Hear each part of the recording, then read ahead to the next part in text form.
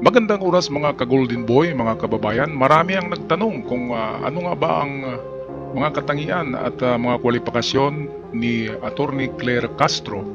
Bakit siya ang hinirang at kinuha ni PBBM na Undersecretary ng PCO or the President Communication Office?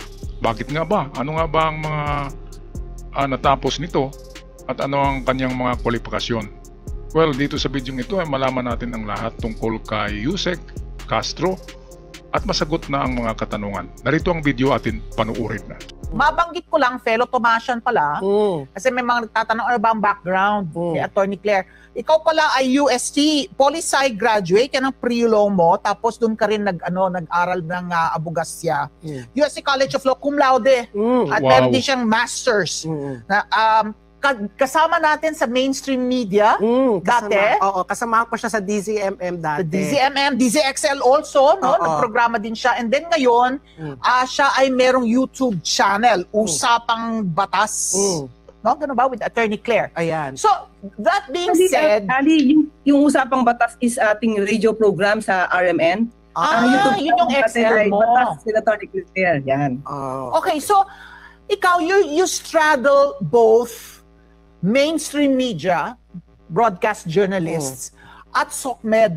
At nakikita natin ngayon, di ba, yung previous administration, nakita natin, very vocal si Mocha Uson. Tama, no? Mocha Uson dati, oo. Na ang tawag, prestigious. No? Parang nagkaroon ng divide between mainstream mga broadcast journalists at yung mga nasa social media. And you, that you straddle both, no? Yung mga media, na digital platforms at yung traditional media. Ano ngayon yun nga yung sinasabi mo kahapon, binasa ko yung balita sa Primetime News, na ang sasagutin nyo lamang is yung mga, yung may meaning, may kahulugan, may kabuluhan. Hindi nyo papatulan yung lahat na lang ng hanash, di ba? Lahat na lang ng fake news. You will parang separate that chaff from the grain, no? Okay, so ito nga, yung, di ba, tinira kaagad ni Boljakera Maharluka, si Yusek Castro. Nung pag-upo pa lamang sa primerong araw ay gumawa kaagad ng video ang Boljakera, yung DDS vlogger ni Digong na nasa labas ng bansa, ay sinabing bubo daw itong si Yusek Castro at kung ano-ano lang ang pinagsabi kung saan daw galing. Dito nalaman natin cum laude pala ito eh. Paano ka maging cum laude kung ikaw ay bubo? Diba? At siya ay nakapagtrabaho sa RMN, Radio Mindanao Network, DZMM, DZXL, at of course merong social media na YouTube at Facebook, Attorney Claire Castro. Kaya napakataas ng kwalifikasyon ni Attorney Claire. Hindi katulad nung dating di ba yung Uson ba yun? Yung sinasabi na prostitute, kinumbahin yung press saka prostitute eh. Mocha Uson ba na? Mocha Uson, parang galing yun sa sa yung ano ba yun na dancer, di ba? Sexy dancer galing yan eh, Mocha Uson. Maganda naman. Kaya lang hindi gaanong kwalipikado.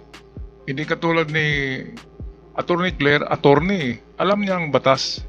Kaya merong babangga sa kanya ay babounce back. Yung bumabangga ay parang bumabangga sa pader. Kasi ito ay cum laude, matalino. At isa pa ay ito'y trial lawyer noon, trial. So ibig sabihin, sanay sa mga kaso ito.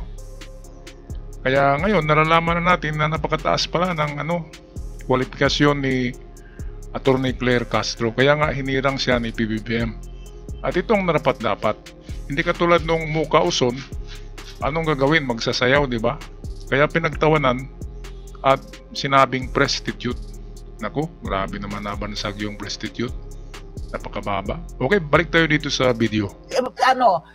Paliwanagan mo kami in dealing with yung ingay ng social media ngayon directed against the palace.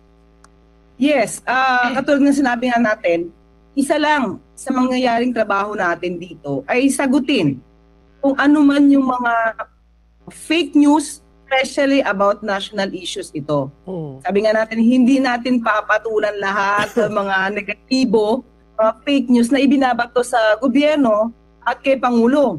Otherwise, mauubusan tayo ng oras. Kung lahat ng mga vloggers nagbibigay ng fake news na alam naman natin ng fake news, papansinin pa natin. Yung mga national issues na makaka-apekto mismo sa trabaho ng gobyerno at sa trabaho ng Pangulo.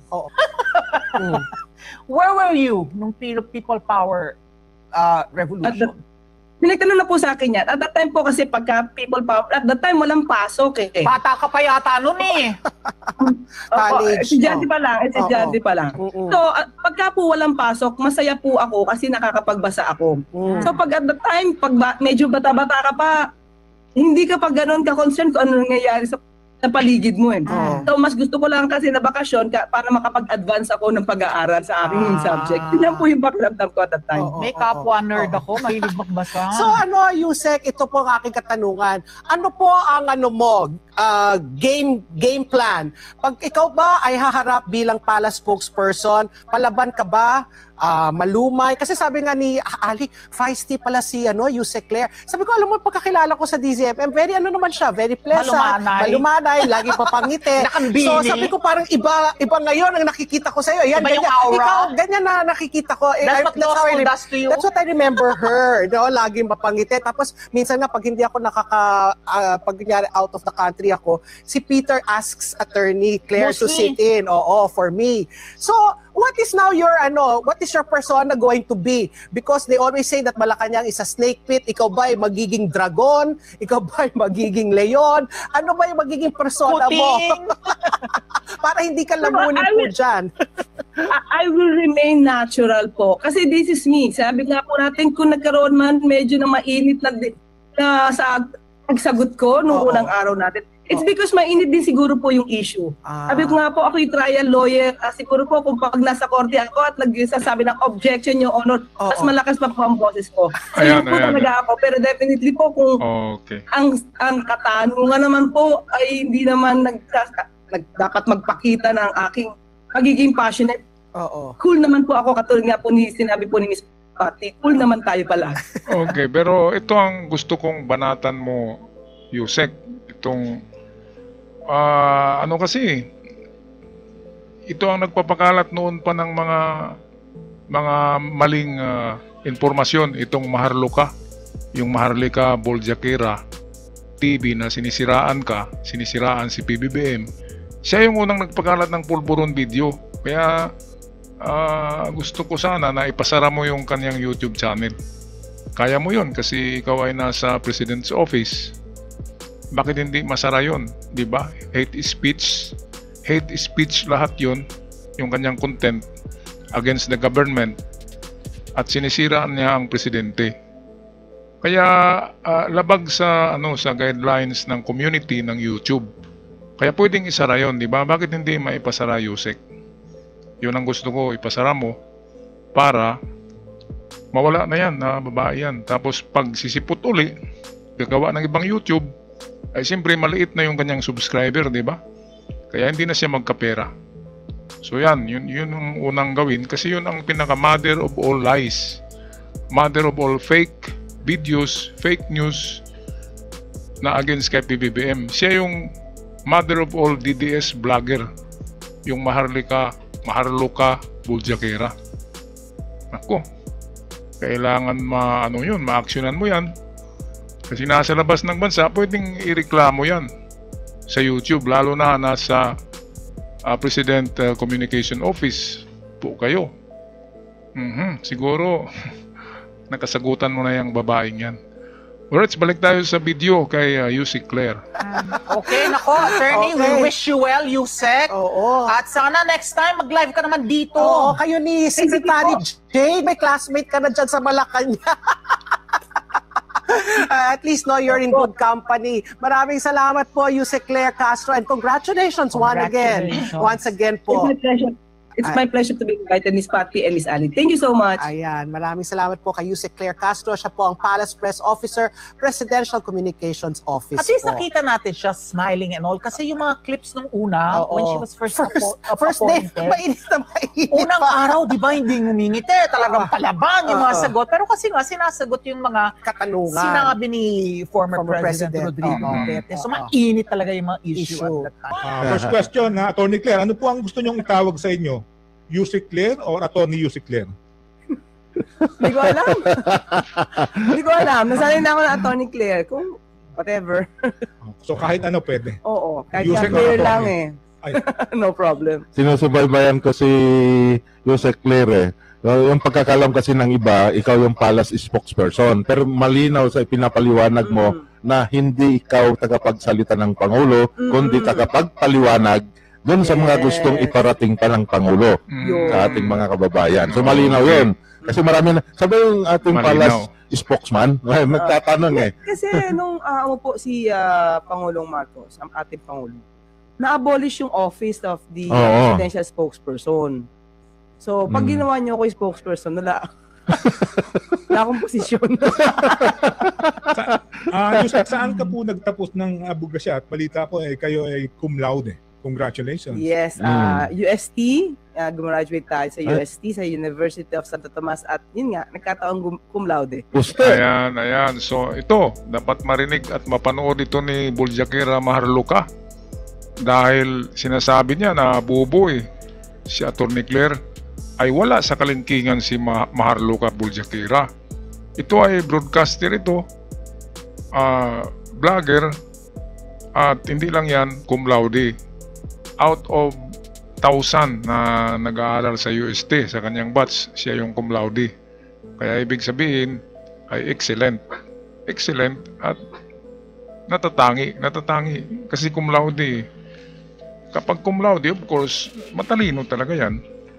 Kaya yan, Buljakera, siguro tamimi ka ngayon. Kaya nga hindi ka kinuha ni PBBM dahil sa wala kang kwalifikasyon.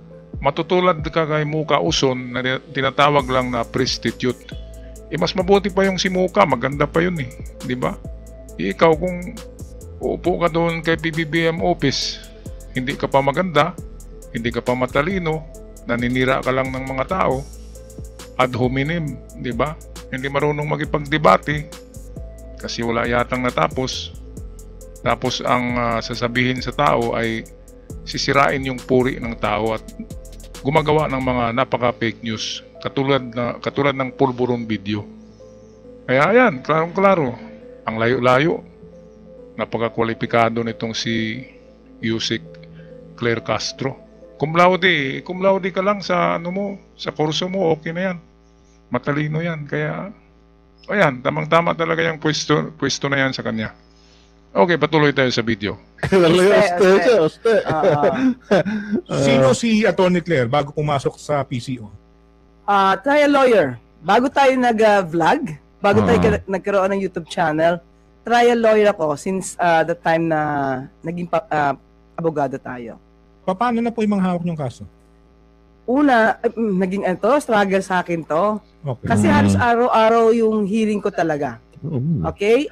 Ang mga hearing natin, hindi lang sa Metro Manila, out of town. May Baguio, may Sultan Kudarat. So, ang hirap explain sa client na parang bigla Ibig sabihin, pinangalagahan mo rin yung pagsisilbi sa taong bayan muna. Oo. Bago yung personal na paninilbihan muna sa ating mga kababayan. Sakripisyo at the same time, umalis na rin ako. On leave din ako sa DZXL. Yeah. Sa 558. Galing din ako dyan noong 1988. Nung Monday nanumpa kayo, kasabay ni Secretary J. Ruiz, at sumalang kayo kagad sa press con, and then nasundan ito ng Tuesday at nasundan ng Thursday, tama po ba? 3 days? And then ang tanong, regular na ba yung mga araw na yun o gagawin itong araw-araw pa? Araw-araw ang gagawin natin. Okay. Ang pangako natin ay araw-araw. May mga pagkakataon lang like Wednesday. Yung mismong taga-media ang wag muna kasi meron sila ng affair o outreach. Sila sumuko sila umayaw. Yes. So, dapat kahapon meron din. Nakasalang na kami. Kaya lang bigla ang may pa-meeting. So, naiwan. So, sabi, Ayan. sige, So dito antay na lang tayo magtapos mga kababayan. Ayan, si Yusek Claire De Castro, isang attorney, isang cum laude sa UST. Grabe na mga kwalifikasyon. Pagsabihin na lang na cum laude ka, pasado sa bar exam, attorney, at trial attorney, at hindi lang yan ay announcer pa rin, broadcaster sa 3 radio station at merong sariling YouTube channel. Kaya ano ba bang hahanapin, di ba, ni PBBM, completos ricados na ito na package si Yusek Claire Castro. Alright, mga kababayan, ayan, nasagot na natin ang mga katanungan ng iba na kung ano bang talagang kwalifikasyon, bakit napili, nahirang si Yusek Claire Castro ni PBBM sa kanyang opisina. At ako'y magpaalam na mga kababayan, huwag kalimutan mag-subscribe sa ating channel para palagi kayong updated. Hanggang sa muli, God bless the Philippines.